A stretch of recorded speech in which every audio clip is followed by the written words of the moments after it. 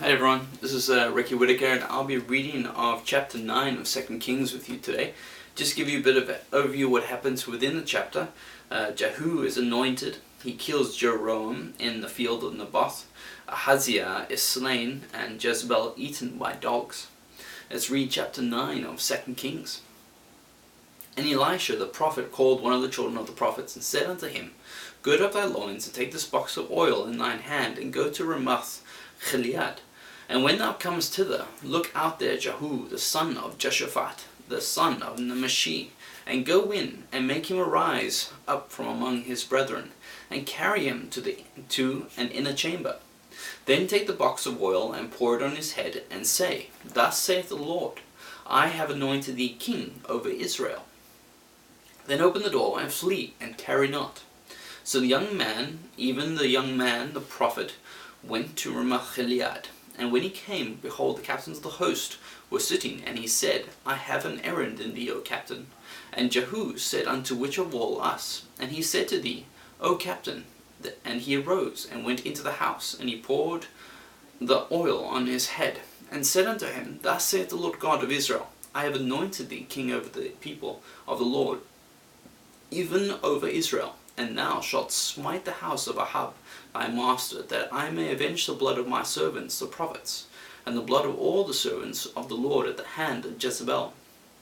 For the whole house of Ahab shall perish, and I will cut off from Ahab him that pisseth against the wall, and him that is shut up and left in Israel. And I will make the house of Ahab like the house of Jeroboam the son of Nebat, and like the house of Baasha the son of Ahijah. And the dogs shall eat Jezebel and the portion of Jezreel, and there shall be none to bury her. And he opened the door and fled. Then Jehu came forth to the servants of his lord, and one said unto him, Is all well? Wherefore came this mad fellow to thee? And he said unto them, Ye know the man and his communication? And they said, It is false, tell us now. And he said thus, and thus spake to me, saying, Thus saith the Lord, I have anointed thee king over Israel.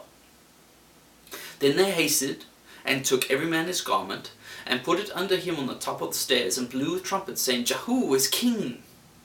So Jehu the son of Jehoshaphat, the son of Nimshi, conspired against Joram. Now Joram had kept Ramoth Gilead, he and all Israel, because of Hazael king of Syria. But King Joram was returned to be healed in Jezreel of the wounds which Syrians had given him, when he fought with Hazael king of Syria. And Jehu said, If it be your minds, and let none go forth, nor escape out of the city, to go to tell it to Jezreel. So Jehu rode in chariot, and went to Jezreel, for Joram lay there. And Ahaziah king of Judah was come down to see Joram. And there stood a watchman of the tower of Jezreel, and he spied the company of Jehu as he came, and said, I see a company. And Joram said, Take an horseman, and send it to meet them, and let him say, Is it peace? So they went one on horseback to meet him, and said, Thus saith the king, Is it peace? And Jehu said, What hast thou to do with peace? Turn thee behind me. And the watchman told, saying, The messenger came to them, but he cometh not again.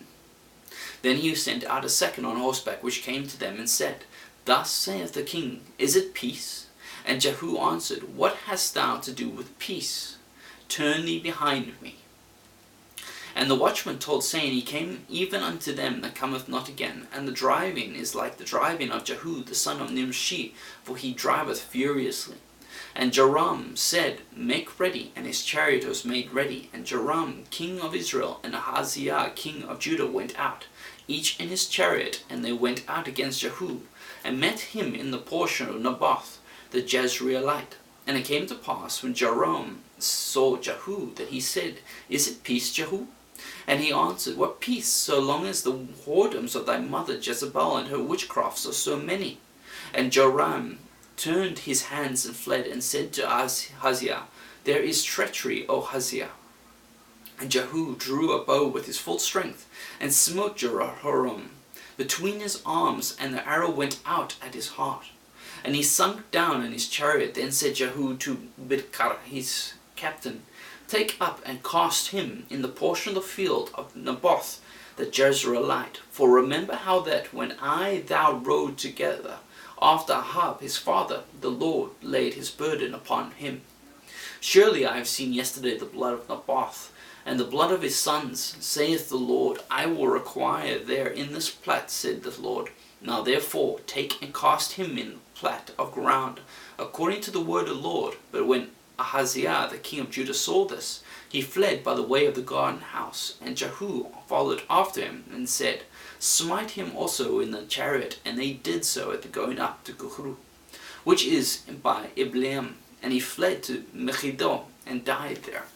And his servants carried him in the chariot to Jerusalem, and buried him in his sepulchre with his fathers in the city of David. And in the 11th year of Joram, the son of Ahab, began Ahaziah to reign over Judah. And when Jehu was come to Jezreel, Jezebel heard of it. And she painted her face and tied her head, and looked out at a widow. And as Jehu entered in at the gate, she said, Had Zimri peace, who slew his master? And he lifted up his face to the window, and said, Who is on my side? Who? And then looked after him 2 or 3 eunuchs. And he said, Throw her down. So they threw her down, and some of her blood was sprinkled on the wall and on the horses. And he trod her under foot. And when he was come in, he did eat and drink, and said, Go, see now this cursed woman, and bury her, for she is a king's daughter. And they went to bury her, but they found no more of her than the skull and the feet, and the palms of her hands.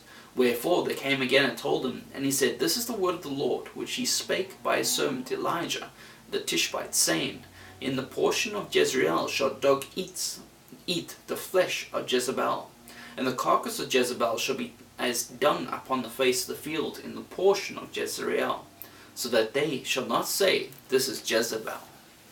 That was chapter 9 of 2 Kings.